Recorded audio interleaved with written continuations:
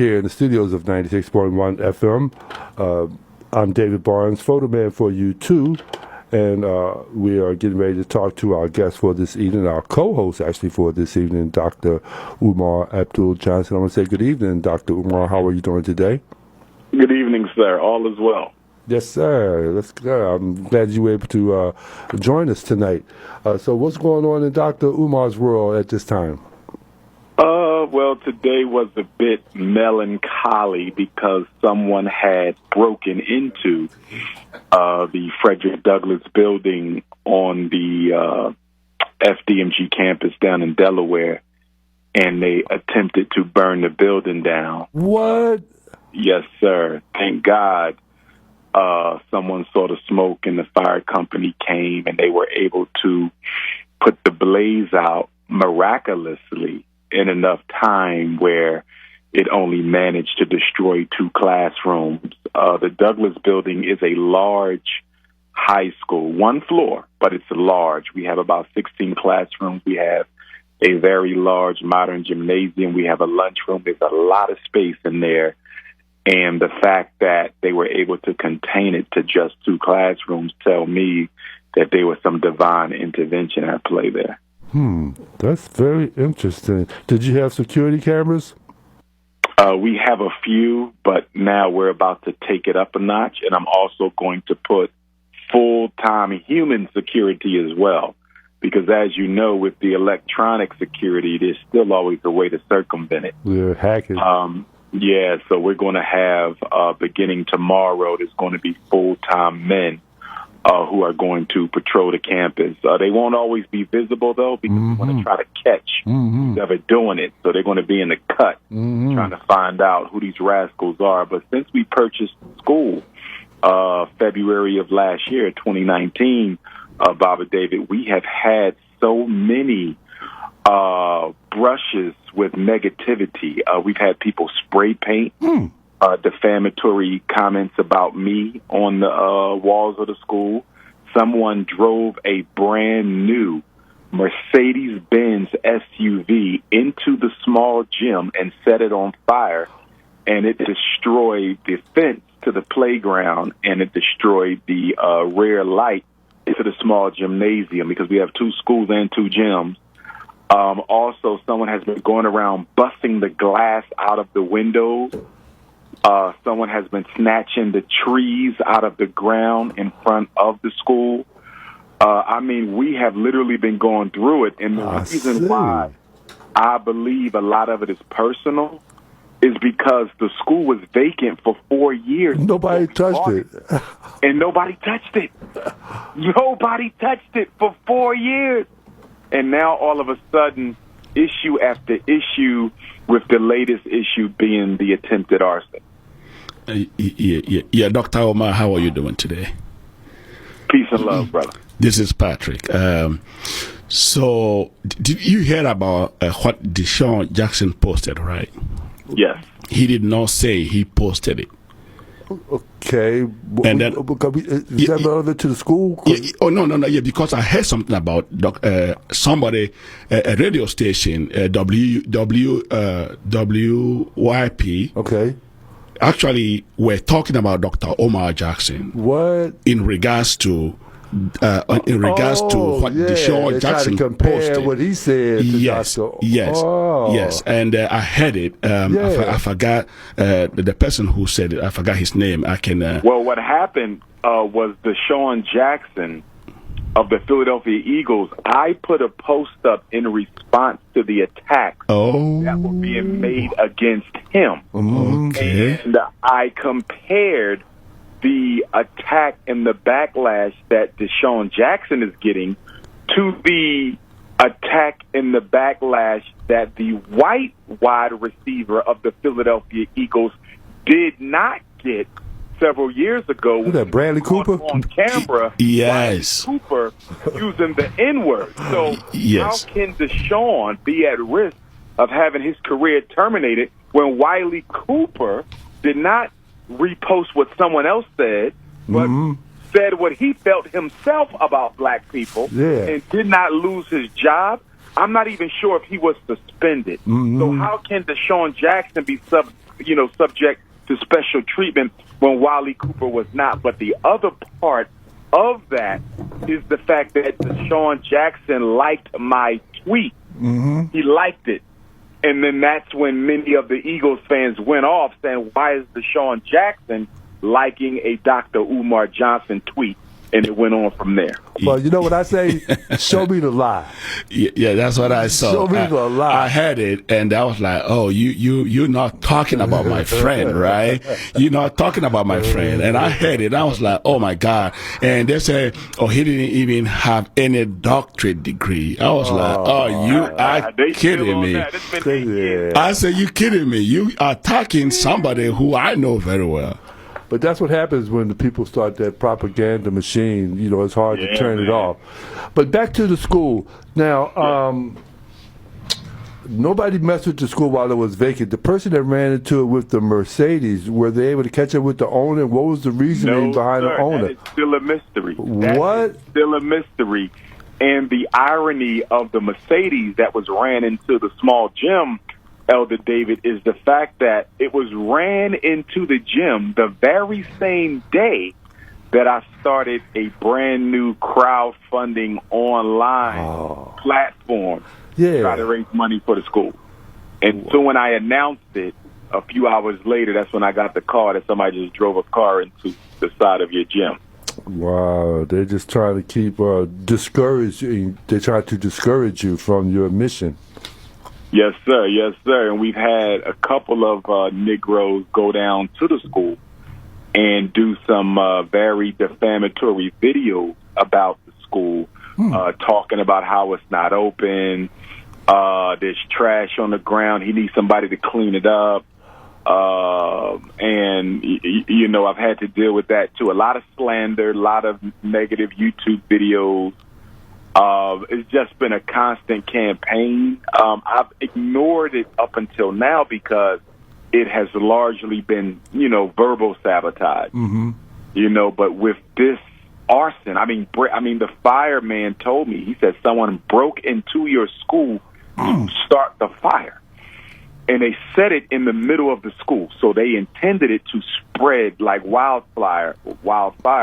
And so, again, I'm just thankful. But now we understand. We got the security on it. The fire company on it. The police are on it. It's under investigation to find out who tried to do that. We're going to get some more cameras up there. But most importantly is the human security.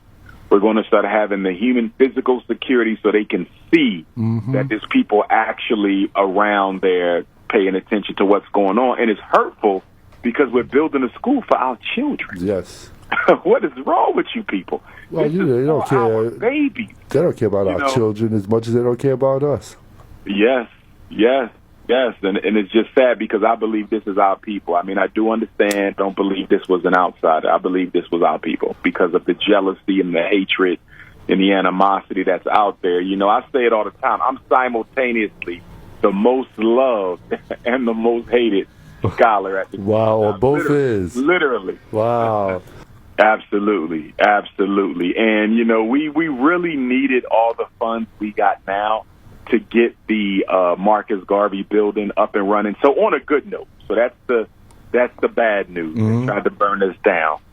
And we got to get that fire. We got to get the fire damage fixed and the fire water fixed. So we got to spend money we didn't even have to spend, so that's what's hurting. But the good news is across the street at the Marcus Garvey building, the architect is finalizing the blueprint. So now we will be able to go to the contractors and take the bids and see what it's going to cost to get the Garvey building, which is the smaller of the two, up and running because our agenda, our plan is to get the small school up and running, show people what we're going to do, and then, engender more support and then raise enough money to restore the big building. That's the plan. So it looks like, God willing, if all goes well, and if the brothers and sisters who have been donating continue to donate, we should have the Garvey building up and running by the end of the year. But while we do that, we also have to keep a strong, secure eye on the Douglas building, which is the larger and more grandiose of the two, to make sure we have another school to move into once the smaller school gets filled up with students. When you estimate opening up in, you say, October, November, by the end of the year, but what are your plans on... Operable. Okay, so, right. So now with the arson, that may have set you back a little bit. Yes, because we have to divert funds from the Garvey building to make sure the Douglas building isn't being sabotaged anymore. Yeah. So that is a problem now, because we have to get the fire. L&I that sent me the letter. You got to get that fire damage fixed up. You got to get all that water damage. And the fire department, and I respect them for what they did, but they didn't help us by spraying all them extra rooms. That didn't have nothing wrong with them. I mean, they soaked us out, brother. I'm like, yo, you only had this room. I got soaked the whole hallway. Wasn't even nothing wrong with that room.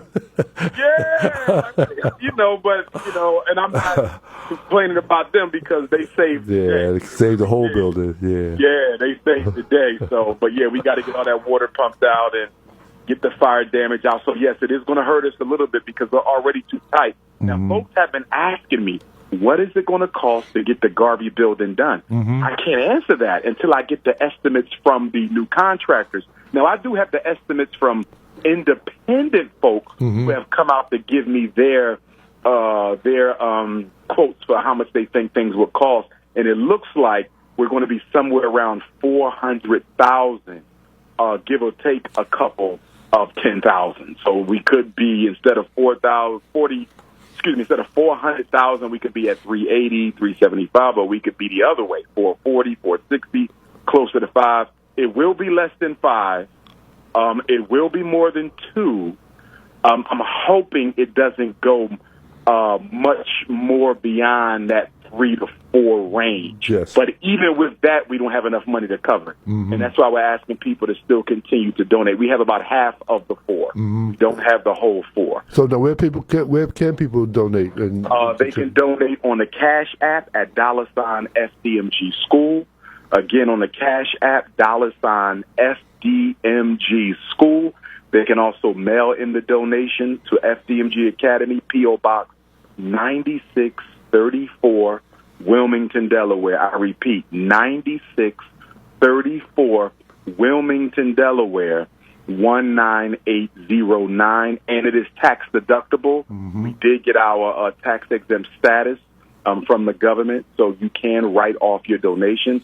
I'm really hoping we get some black businesses to step up. I haven't had any black businesses step up and say, listen, we only do about $200,000 in business a year, but we can write about $20,000 worth of taxes off, so we're going to give you that $20,000. I haven't had a single black business or celebrity step up with any respectable donation, but I am happy to report that the largest single donation I got, I believe it's the largest single donation I got. I hope I'm not missing any donations I may have gotten over these 6 years, because we have gotten a lot of them, but I got a $5,000 donation from an elder last week, Queen Mother Tamara from Brooklyn, and I just want to give Queen Mother Tamara from Brooklyn a shout out for that $5,000 check. We need more of those coming in. We appreciate the 20s and the 50s and the 100s. Do not stop. We need them.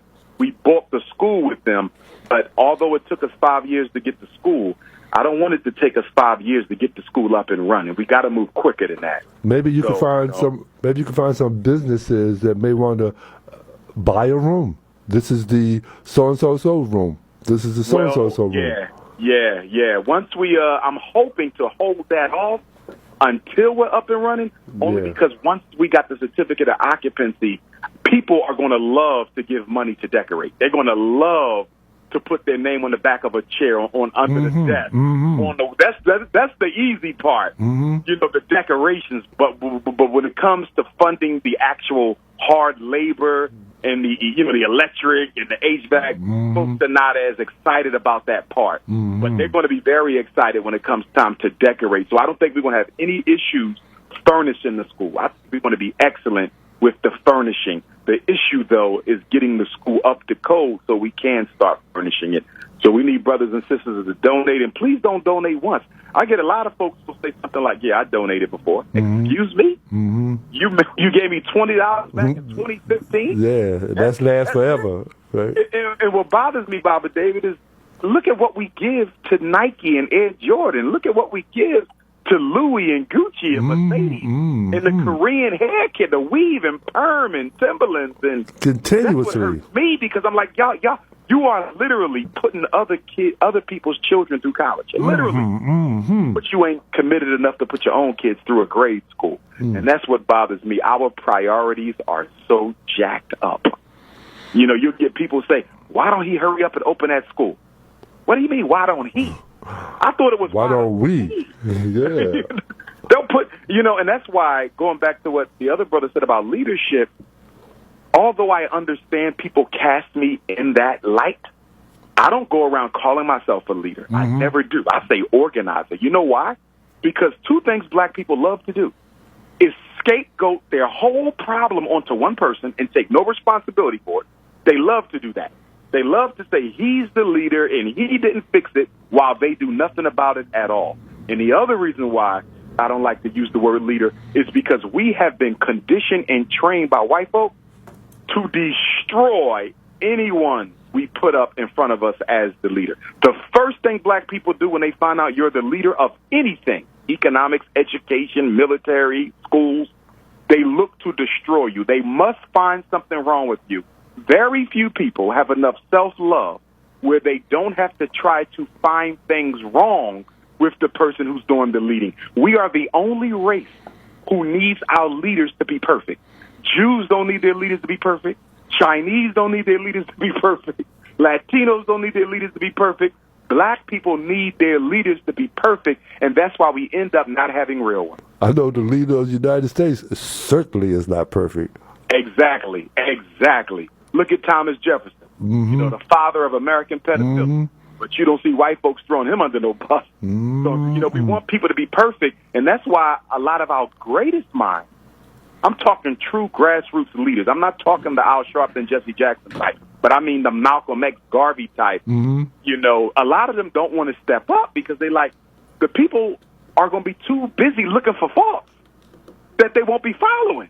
They got to find everything wrong with you first. And I think a lot of that, Brother David, grows out of our desire to not be held accountable for our behavior. So one of the best things we can do to avoid accountability is destroy the person trying to hold us accountable. So then some people will say, well, what about the church? They don't destroy the pastors because the pastors are not holding them accountable. You don't have to do anything except come, pray, and give some money. You're not held accountable for your behavior. Nobody's making you give money to an independent school. Nobody's making you build a bank. Nobody's making you use money to build a hospital. The church doesn't hold black people accountable, and that's why they accept those kinds of leaders.